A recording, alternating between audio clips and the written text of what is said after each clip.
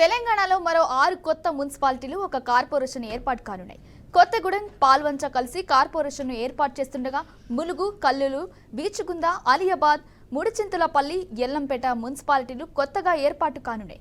కొత్తగూడెం, పాల్వంచ మున్సిపాలిటీలను విలీనం చేయడంతో పాటు మరికొన్ని మండలాల్లో గ్రామాలను కలిపి కొత్త కార్పొరేషన్నే ఏర్పాటు చేయనున్నారు. మేడ్చల్ జిల్లాలో కొత్తగా ఏర్పాటు కానున్న 3 మున్సిపాలిటీల్లో 68 గ్రామ పంచాయతీలను కలిపారు.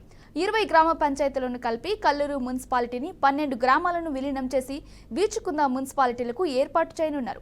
ఈ మేరకు అసెంబ్లీలో మున్సిపల్ సవరణ చట్టం బిల్లు 2025ను మంత్రి శ్రీధర్ బాబు ప్రవేశపెట్టారు. రైట్ గా ఇదే అంశంపై మరింత సమాచారం మా ప్రతినిధి ధనుంజయ్ అందిస్తారు. ధనుంజయ్, ప్రత్యేకంగా దీనిపై మంత్రి చంద్రబాబు సంవత్సరంలో కంపెనీ ఏర్పాటు చేసి దాని భాగంగానే వివిధ రూపొందించే ఆస్కారం ఉంది. మేడ్చల్తో పాటు అనేక జిల్లాల్లో పార్టీలో 6 ఏర్పాట్లు. దాంట్లో భాగంగానే ఒక నగరపాలక సంస్థ ఇంకా 5 మున్సిపల్ ఏర్పాటు చేసేందుకు దీనిపై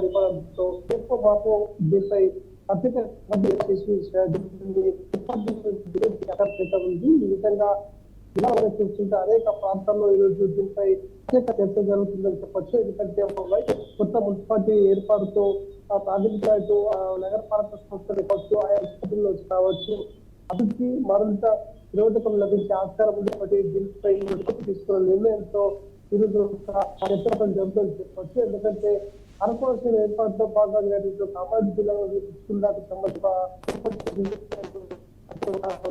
ప్రభుత్వ